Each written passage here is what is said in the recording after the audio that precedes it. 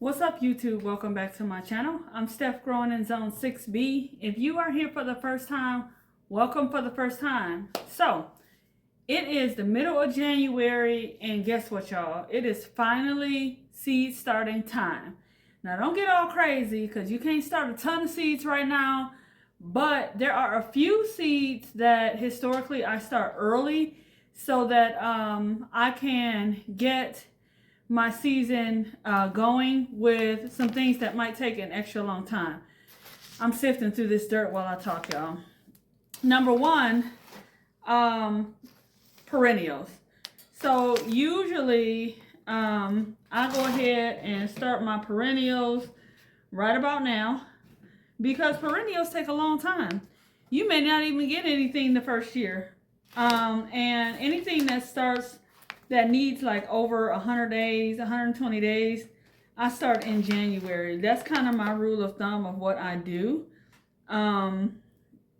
So what am I starting today? Well, I'm glad you asked. My onions. And the reason that I'm starting onions is because onions take a long time to grow. They take a long time to establish. And I like my onion starts to be about a pencil thick before they go in the ground. So I'm going to go ahead and start those today. Another thing that I'm going to start is my celery. Now I have some celery seeds right here.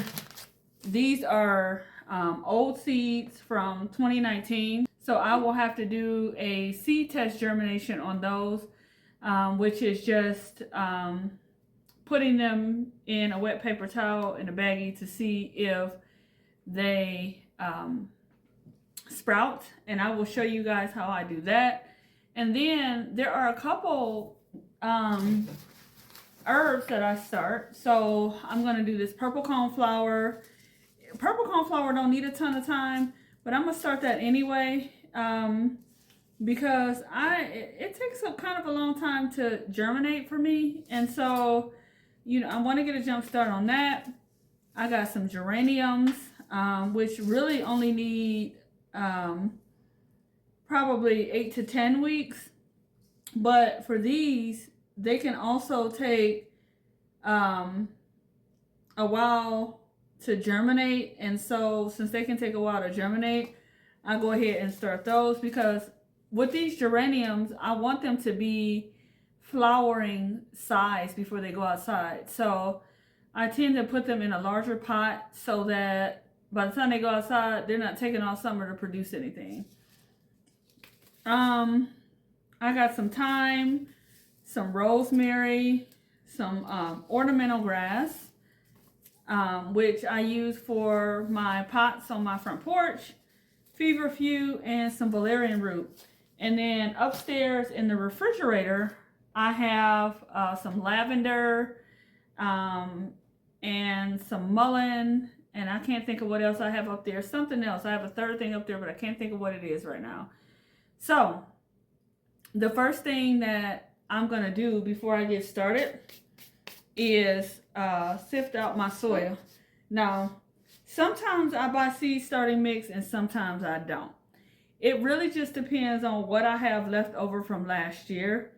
I don't use any compost in the house. I know some people do. I don't use anything with like living organisms in my house because I just don't want living things crawling in my soil. I have enough issues hoping that fungus gnats don't creep up, and so ain't nobody got time to have anything creepy crawling around. Now, I'm going to point this camera down so y'all can see what I'm doing, and I'll show y'all what I use. So this is my tray. This is a baking tray. This baking tray serves a couple purposes. Number one, it holds soil really well, and I can reuse it year after year if I don't punch holes in it. And number two, this tray is great for getting rid of fungus gnats. So it will hold heat very well. So I can boil water, put it in here, put it over the soil, cover it, and it will kill off the fungus gnats. So I have done that before. I don't do that all the time because I'm just lazy and sometimes I just don't feel like it. But it is a good practice to make sure, well, try to ensure that you don't have fungus gnats. Also, a tray this size, sometimes I'll use it for something like cabbages or cauliflowers or broccoli, something larger, or cucumbers or zucchinis, and I'll just like divot and plant right in here like that. But for the purposes of today, I am going to use these trays to plant my onions in, and I'm going to sift out the soil a little bit. Now, I will say I'm not that picky when it comes to soil sifting out, and you can see this is a Dollar Tree basket and it has large holes in it. It's fine, y'all. It's okay. It will be okay. I try to get the big sticks out, but I'm not really trying, unless it's a real fine seed, which in that case I have some peat moss outside. That's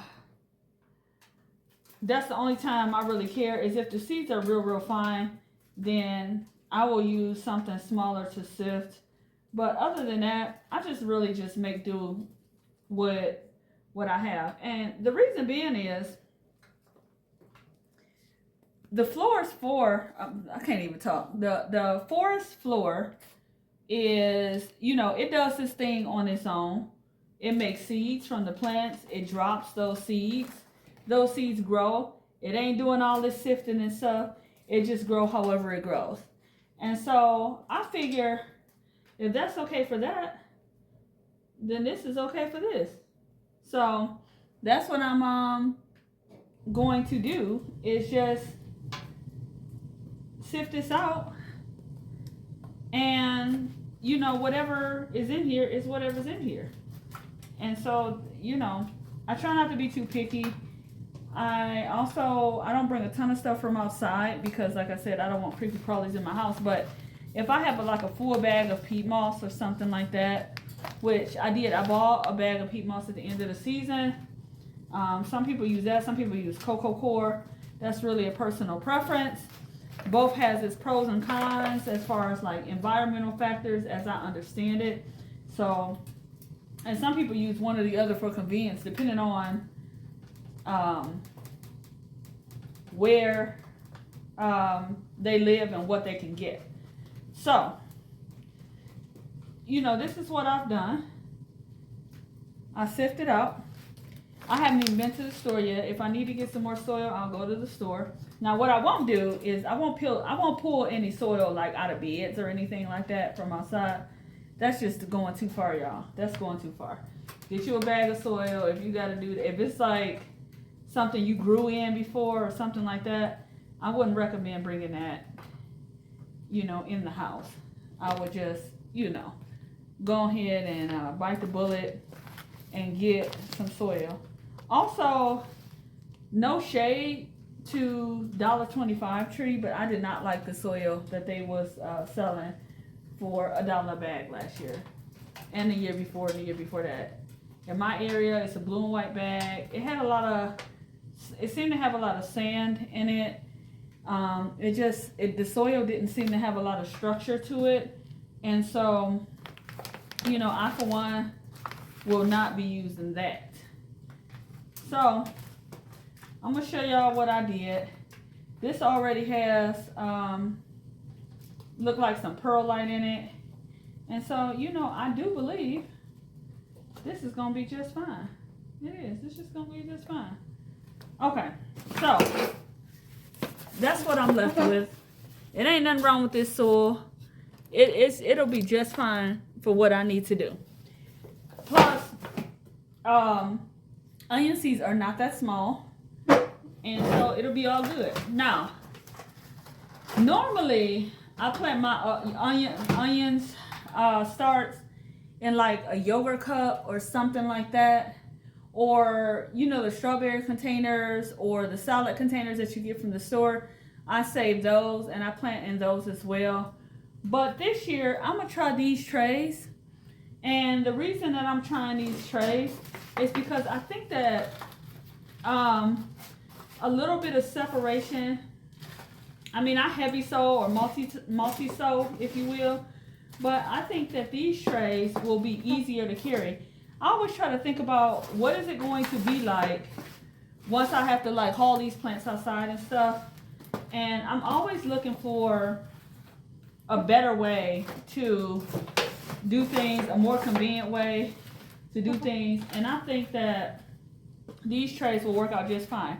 Now this here, this wasn't an actual tray. This actually came from when I went to get some plants one day, and I put them in these containers to carry them out.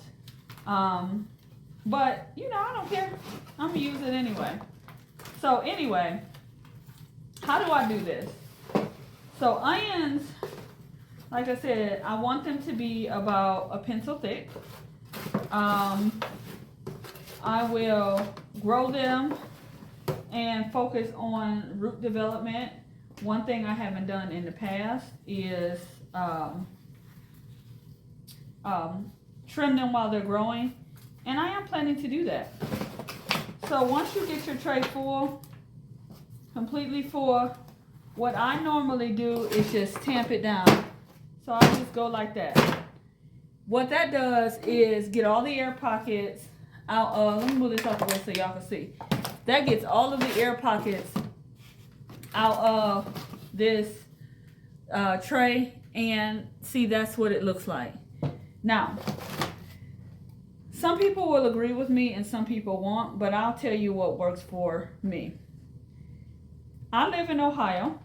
In Ohio, we grow, from what I understand, long day onions. Now, depending on your region, there's a long day, there's a short day, and there's a medium day onion. I do believe that it makes a difference in the size and shape of the bulb, depending on where you grow. I've seen some people grow, you know, different varieties of onions, and that's not really supposed to go for their area, and they didn't turn out as well. And then I've seen some people grow them, and they turned out well. But what is recommended for Ohio is a long day onion. Now, I will tell you that I have these Texas Earlies, which is really a short season onion, and really short, long, and medium day season onions. The only thing that the short, medium, and long day has to do with is how much sunlight or daylight hours you get. So when I look at my area, I need at least 10 hours for onion growth. I know they'll grow probably in like 8 hours, but a good rule of thumb is 10 hours. These is early, Texas Early grano onions, and they take about 110 days for maturity. So that's what I mean about onions and how long they take. So anywho, I'll show you guys what these seeds look like. The smaller the seed, you know, the less dense I plant them. That is what they look like. If I zoom in here, you can see these seeds aren't tiny, but they are pretty small. So what I'm gonna do is I'm just gonna kind of do my finger like that and drop some in each tray here. Now, I start onions for me, but sometimes I start onions for other people too. So last year I had a seed starting, a plant sale, and one of my good friends who came over had requested that I grow some onions for some onion starts for her. And so I'm gonna grow enough for me and for her so that we both can share in the onion starts. So that's all I'm gonna do, just sprinkle them here. And you can sow onions pretty densely or plant them pretty densely. You don't have to be that particular, but what I found is just like any other plant, you don't want them on top of each other. I'm not gonna be able to see them in this tray, but I just sprinkled them like this. That's all I did. And they will stay in this tray until I get ready to plant out. Onions do not have deep roots. They have shallow root systems. And so, because I know that they have a shallow root system, I don't need to do anything with them. So what you see me doing now is just, I like to press mine into the soil. Like I said, some people say that there's extra work, but this is just how I do it. I like to make sure that my seeds have good contact with the soil, because I have in the past wondered why things didn't germinate. And then when I replanted them and I pressed them into the soil and I made sure that my soil didn't have any air pockets, I got a much, much, much better germination rate. So then I throw some soil on top. Now if I'm running low on soil, I might make like some little divots and then I won't like throw no soil on top. What I'll do is go ahead and like make some little holes in my soil that's already in here, and then I'll go ahead and do it that way, so that I'm not wasting, I won't say wasting, so that I'm using less soil, I should say. And so even with some of this, I'll take it, go ahead and do it like that. It'll pop through, y'all.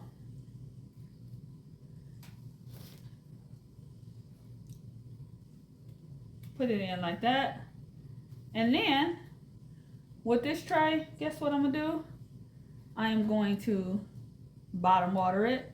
Or another thing that you can do is mist it in, and I will show y'all that. And then you label it. Please label it. Now I can't say that I'm the best at labeling, but I'm getting better. So you just label it and mist it, make sure it stays wet, and that's it. I got a spray bottle here. Is this open?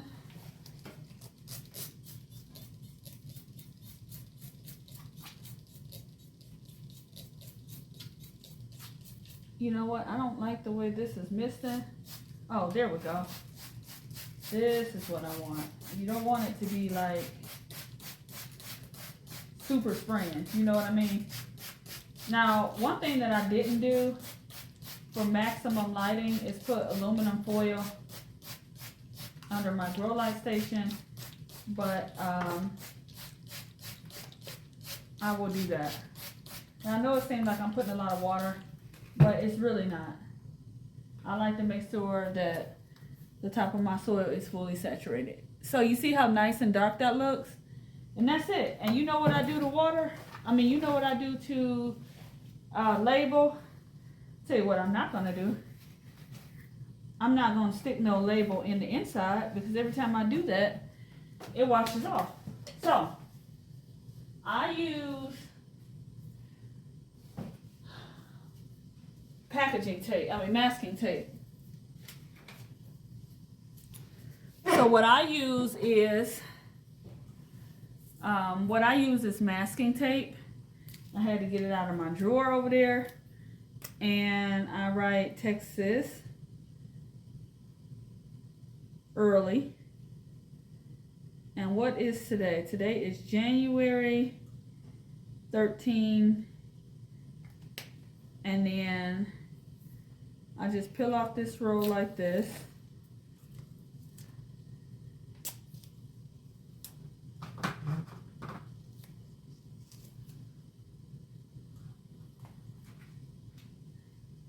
And that's it. I do. So I label the whole tray just like that. And that's how I do my onions. So that's probably what, 50 or so onions, who knows, in just this one tray, or maybe 40 onions. And so that's what I do. And that's how I plant most of the things that I plant. So that's about it. All right. Y'all take care. And if you want to know what my grow light station is, then I will go over it again in another video. I went over it once last season, but I'll go over it again. Don't y'all worry. I got y'all. Y'all take care, and bye for now.